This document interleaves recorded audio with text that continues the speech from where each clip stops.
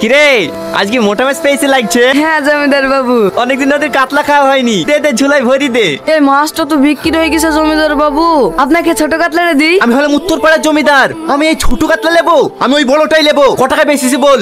1000 টাকায়। আমি তোকে 2000 দেবো, তাড়াতাড়ি ব্যাগে ভর। ঠিক আছে বাবু। কিরে আমার মাছটা রেডি হলো, দে তাড়াতাড়ি প্যাক করে দে।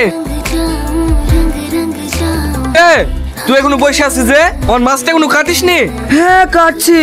উত্তরপাড়া জমিদার বাবু 2000 টাকা দেবে বলছে তো। 2000 দেবো বললে হয়ে যাবে? আমাদের টাকা কি কম আছে নাকি?